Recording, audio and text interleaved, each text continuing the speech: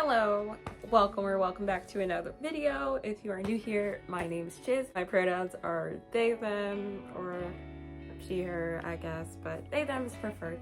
And this is a really long video. It's my longest video till date, and it is a tutorial on how to make something like this sweater.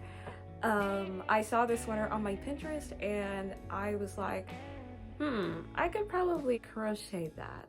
And I was kind of right. If you're here for the tutorial, I do recommend that you watch this video first. I will put a card up and I will link it in the description. It's kind of beginner friendly. It only uses like 3 different kinds of stitches. So this video will teach you everything you need to know in order to be able to make this sweater, like technically speaking, but you still probably will make some mistakes, as did I. Anyways, I don't want to waste too much of your time because this is a super long video, so I hope that it is helpful. It's my first tutorial, so feel free to give me feedback of any kind. Just keep it constructive. Thank you. But yeah, without further ado, let's go into the video. For this project, we're going to need some scissors, your crochet hook, I'm using a 5mm, some stitch markers, I'm using safety pins, measuring tape, and your yarn. The first thing you're going to want to do is measure your waist with the measuring tape. Then take that measurement and divide it by 2. So my waist was 29, so 14.5 is going to be what I'm looking at. And now you're going to do a normal chain up until you get to whatever you measured. So if you don't know how to start a chain, the first thing you have to do is make a slip knot. And how I do mine is I wrap some around my finger to control the tension. Then I make a little loop and I hold it like at the point where they join. Insert my crochet hook, yarn over, and pull through. And you have to do that twice. And after the second one, you can just pull on the tail and there's your slip knot. And then to make your chain, you just yarn over and pull through until you get to your desired measurement. Just keep in mind that it will stretch, so you're probably going to want to go lower than like what you measured, because I want 14.5, but unstretched is at 13, and when I stretch it out, it goes all the way up to like 16.5. So that's like 2 inches over what I want, so I'm going to stick with the 13. The next step is to single crochet into each of the back loops. Now, I will say that this is the hardest step, but you only have to do it once, and it's not too bad.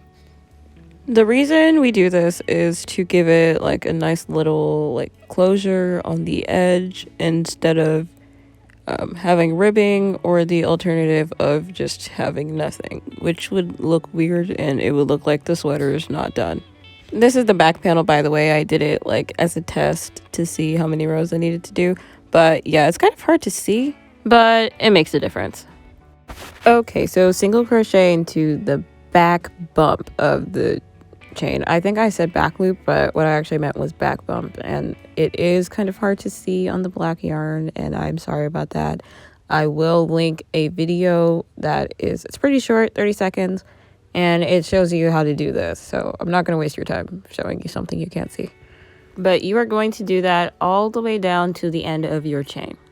So you should have something that looks like this. And when you get to this step, just make sure to like measure your thing again, because it should stretch a little less. So just make sure that it should fit. Like mine goes up to like 15.5 now, when before it was going up to 16.5. So just make sure it fits now that it's still early in the process. So once you make sure that everything fits and it's all looking good, next thing you're going to do is to chain 2 at the end of your row.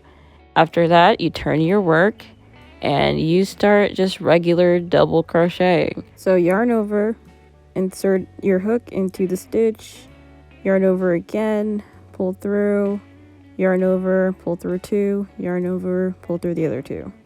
And just keep doing that. Here's it again, but faster. Yarn over into the stitch, yarn over again, pull through, yarn over, pull through 2, and yarn over, pull through the other 2. So just keep doing that till the end of the line. So once you reach the end of the row, what you're going to do is just chain 2 again, turn your work, and repeat the same process over and over again until you get to where you want the black to stop. Mine ended up being 12 rows, but yours will probably be different. I figured out it was 12 rows because I had done the back panel like to test out how it was going to look. And I just kept putting it on my body. So I started at my belly button because that's where I wanted my top to stop. So I started measuring there. And 12 rows is when it went just under my bust, which is where I wanted it to stop. So you can do the same thing with the front panel, just like measure it on your body. So I finished my 12 rows of double crochet in black, so it was time to change the color. And you just switch it like right before the last like thing. So like that on the screen. Then chain 2 on the red and continue double crochet. I am not very good at explaining things, but yeah, just pull on the string so it's like tight and straight. Turn your work and just regular double crochet for the first row of red only, because we're going to be starting our skull design on the next row. And also feel free to cut off the black at this point. We're not going to be using it anymore. So I finished my row, and the next thing you want to do is find the middle of your, like, I don't know, your thing so far. So this is the point when you're going to need something. I'm using a safety pin, but a bobby pin or anything else works well. So fold your work in half and just like put your stitch marker through the middle one. Okay, you don't have to do this next step, but I really advise that you do. So I suggest taking, you know, some yarn that you're not using and make a scrap or like a test patch of the skull.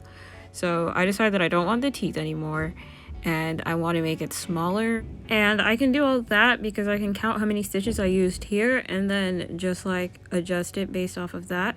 And I measured these teeth to be about 3 inches, and I changed mine to be like 2.5, so just a little bit smaller. So divide that measurement by 2, whatever you end up going with, and put that middle part in the center. And then I just marked like the 2 edges. So I mark it at 0 and I mark it at 2.5. So that is where my teeth are going to go. So now it's just the regular chain 2 and double crochet with the red until you reach the first stitch marker. I just wanted to do a brief demo on how to change the color because we are going to be doing that a lot during the skull section. So just start to normal double crochet at the stitch right before the marker and like stop right there when you're about to do the final loop. Bring out your other color of yarn. I wrap some around my finger and just loop it through. And I like to pull on it because it just looks like a cleaner switch. I think it looks better if you pull on it first. And then I just like continue to normal double crochet with the gray until we hit the next stitch marker. And then I switch it back to the red. Okay, so we are at stitch marker number 2 and I'm about to switch to the red. So I just wanted to show you the color switching one more time. And so now we stop at when there's 2 and we're about to loop through and do the final one. So we just switch out the color and do that. And yeah, just continue regular double crochet. Chain 2, loop it around until you get back to the gray. I decided that I was going to go out from like the first row by 2 grays on each side. So I'm 3 stitches away from the first gray, and that's when I change my color, so I can be gray for the 2 before that. I do suggest like doing 1 because I have to go back and change it. This is just how you do it. So I'm 2 out, so I'm increasing the width of the gray by 2. I'm not sure if that makes sense, but you'll see what I mean. So just double crochet along the whole gray part, and once you reach the end of the gray on the first row, just do 2 more like after that, and then switch to red and continue as normal. I'll still show it because I know that I'm bad at explaining things. So I crocheted throughout the gray and then I did 2 after, as you can see here, and now I'm switching out the color for red, and I'm just going to continue. Also don't forget to pull the yarn, but I'm just going to continue to double crochet with the red until I reach the end of the row, chain 2, do it back again until I reach the gray. This is what it looked like on the front, but I thought going 2 on each side was a little bit much, so I went back and changed it to 1, but it was the same way, and I think it looks way better. So now we got to get started on the nose. So to do that, we got to find the middle, and you can do that by counting like I did. I just like put my fingers on each side until I found the middle, and I marked it with my safety pin. Then you are going to reference that middle to position the nose. So I decided I was going to do 2 out on each side for the nose. I eventually changed that and I regretted it, so I had to go change it back. So don't be like me and go with your gut. So I have to also increase the borders of the gray so it can like give a rounding effect of the skull. And so there's kind of a lot going on this row, but it's not too bad, and I think you can do it. So continue with the gray until you reach like 2 away from the stitch marker in the middle that we determined earlier. So remember to change your color when you're like 3 away. So right before, you know, the point you want to be red, remember to change your color like on the finishing stitch. I don't know what to call it. I just call it different things, but you're just going to do red until you are 2 away from the center on the other side. And it like doesn't have to be 2, like it can be whatever number you want, and like depending on the size of your skull, because honestly I think mine was too big, but I'm still going with it. Okay, now that I have reached 2 away on the other side, it is time to change back to the gray, and we're going to continue with this until the end of the gray part. And then also don't forget to like increase the border of your skull so it gives the rounding effect that we were talking about. So just switch to the red and continue it throughout the row and then to the next row. So right now I'm like 1 before where I want to be, or like where I want the gray to be, switching my color, and I'm going to give the rounding effect by like adding 1 stitch before where it was on the last row, as you can see. And now I have to decrease the nose, so it has to keep getting smaller as we go up. So to do that, I'm going to go with gray over the red, like an equal amount on both sides. So I'm doing 1. So I'm doing 1 gray over like where it was red, and then I'll continue with red until I get to like the second to the last one. I don't even know what I'm saying, but like you see, like now I'm on the second to the last one.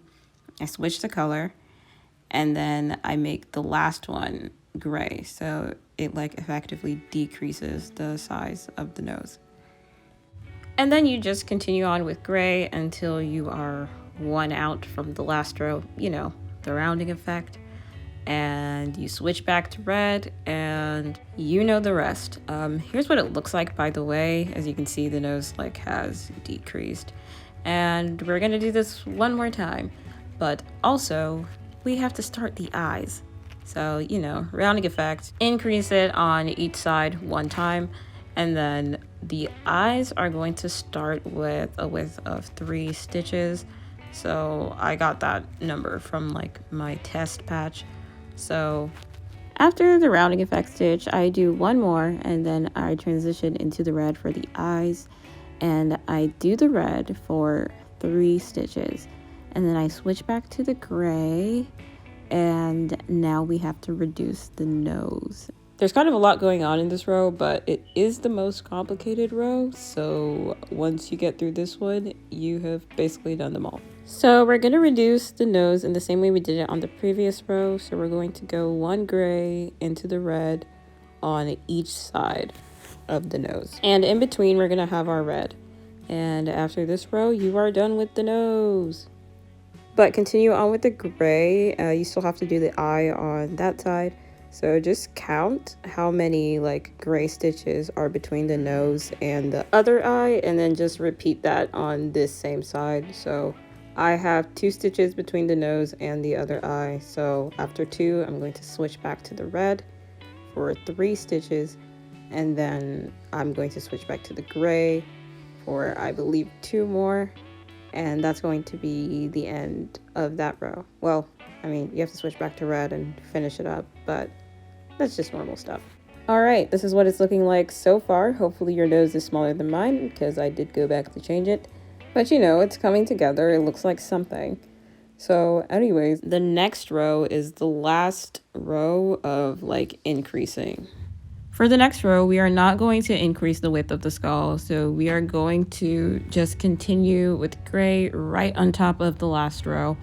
And I'm only going to do that for one stitch because I have to increase the width of the eyes. So I switched to red after one stitch of gray. And since I had 3 stitches on the previous row for the eye, to have 5, I would just increase 1 on each side. So 2 additional ones to 3, making 5. So after adding 1 to each side of the eye, I switch back to the gray, and then I switch to the red when I'm 1 before the other eye. So just repeat the same thing on the other side and close off with gray and then continue with red as normal. I know it's kind of a lot, but we are almost done. The next row is our last row that has multiple colors like in the skull part. And I'm really looking forward to that. So yeah, just continue with the red as usual, and I will meet you back at the next row. Okay, so first of all, ignore the crusty back panel in the background. I was using it as a reference to see how many rows I should make. But in this clip, I made an error and I don't have any videos of me fixing it. So I'll just tell you what happened. So I tried to decrease like the width of the skull by using red, like 1 into like the gray of the last row, but that didn't work out well. So I had to make the size of the previous row the same as the size of the row that I'm working on now, and I'll just show you like what it looks like before versus after. I mean, you can probably see now that there's that like awkward red spot that looks like the eye's like bleeding out.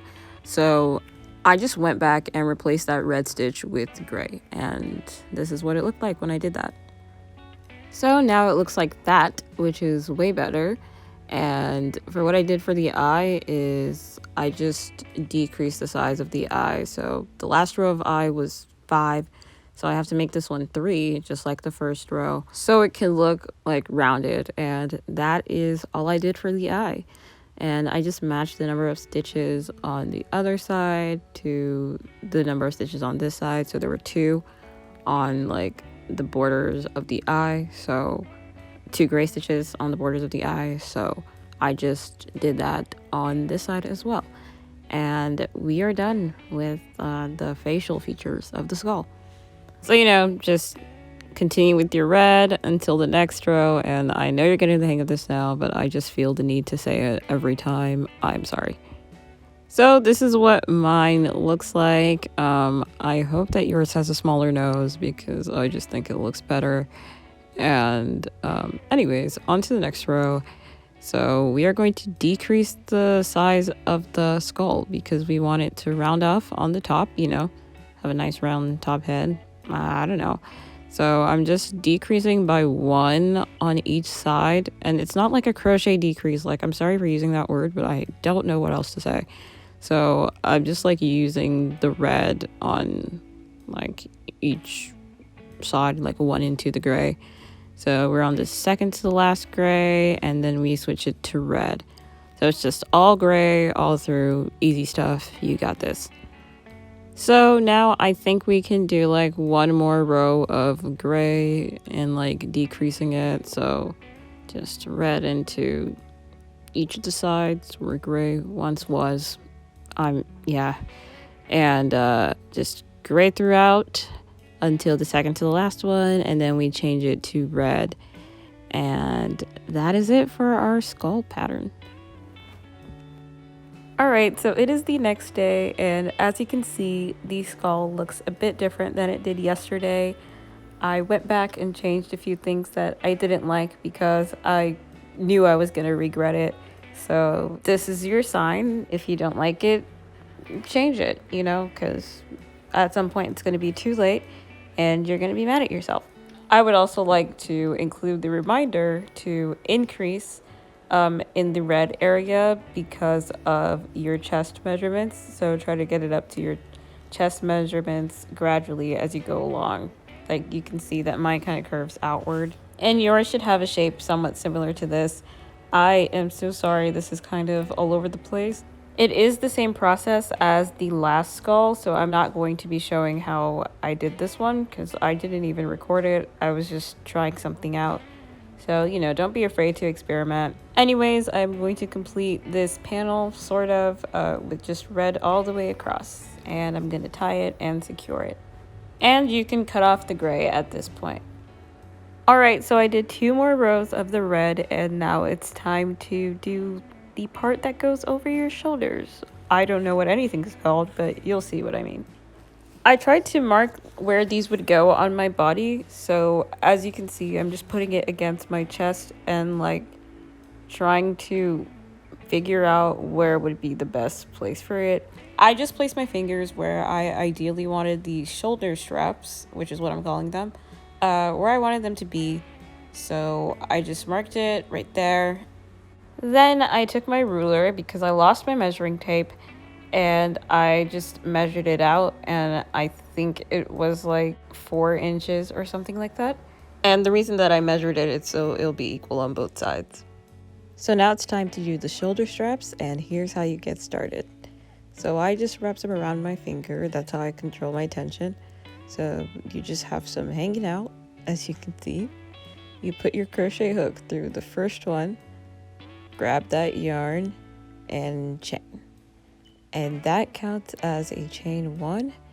And so you do another one, chain 2, and then you just regular double crochet up until the point that you marked or measured. So I'll skip over to the end of the row and show you how I do it.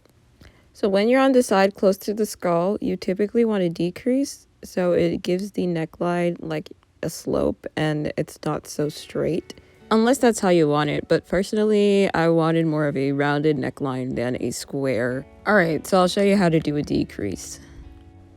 First thing you want to do is yarn over, then put your hook through the front loop of the next stitch, and also through the front loop of the stitch 2 stitches away. After you've done that, you should have 4 of these loops, and yarn over and pull through the first 2. And you should have 3. Yarn over and pull through the next 2. You should have 2, and yarn over and pull through the final 2, and you're done. You did a decrease. To start the next row of the shoulder strap, chain 2 and turn your work and just start regular double crocheting until you have reached the end. It's basically rinse and repeat after this, and I made sure to do my decreases on the side that was closest to the skull, so it would have that like slope to it. Alright, I'm through with it, and this is what I meant by the slope. As you can see, it kind of slants a bit, and that creates like a little more roundness to the neckline as opposed to just like straight up and down. I continued checking it against my body until it went like halfway through my shoulder, and when I was satisfied, I sealed it off and cut the yarn.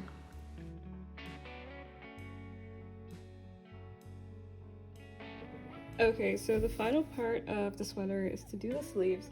I did 1 sleeve to try it out, and this is what that ended up looking like. For this next sleeve, I'm not going to alternate the colors. I'm just going to make it completely black, so it'll be kind of asymmetrical. And so I'm just going to tell you how I did this sleeve. So you can measure. I would start off measuring your wrist. God, my hands are so dry. But I did not do any measurements, so I just chained some up until it fit comfortably around my wrist. After that, I half double crocheted to create like the edge. And when I was done with that, I just chained 2 and continued regular double crochet. And for the rest of the sleeve, it's just double crochet all the way up with some increases. And after every row, I just wrapped it around my arm, starting at my wrist, to make sure that it fit the way that I wanted to. This is the one that I did as an example, and I know it might look like it doesn't fit, but I wanted it to be tight-fitting, and I know that it stretches quite a bit. So although it might look like it doesn't fit in some places, it will when I sew it together and put it on. I will apologize because I do not have any footage of me making any of the sleeves. I did record this in March and I abandoned this project until September, which is when I actually finished making the black sleeve, and I am so sorry that I don't have any footage of it. I hope that my explanation will suffice, but if not, which it probably won't, I will link a video that will help you to make the sleeves. And that same video will also help you with sewing all the parts together, because I did not record myself doing that very well. So that video should also help you know how to sew all the parts together.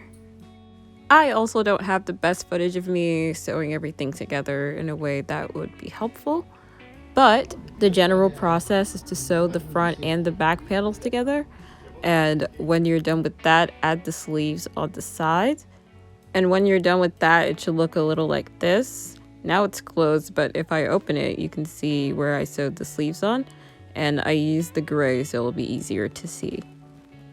And after this, the next thing you want to do is sew the sleeves shut, because right now they're open. So sew the two edges of the sleeves together. And that is the whole process. I hope my explanation is clear. But like I said, I will be linking a video to help you with this part. But yeah, this is the finished sweater, and I'll show you what it looks like on. Okay, this is what the final result of the sweater looks like. As you can see, it is not perfect, but it's definitely something that can be fixed. The black arm just needs to be, sewn in a little bit. And that's pretty much all that I would change. I do prefer the striped, so I probably would do the striped on both sides. Like, I might make another sleeve and just change it out, because you can just do that. It's your sweater. You're in control. I do like the decision I made to do the stitches with the gray. I like the way it pokes out. I just think it makes it more fun and more unique. Maybe I would make the skull smaller, if I were to do this again, but I still like the way that it is. I don't know. Overall, I think it was a success. My first ever wearable crochet item that's not like a hat or arm warmers or something. It's like a sweater, which is great, and I'm really happy that I tried it. I know what I need to fix for next time, and I will be making more wearable items, so look out for that. I might make tutorials. Anyways, thank you so much for watching, if you made it this far or came to see the results. And yeah, I will see you in the next one.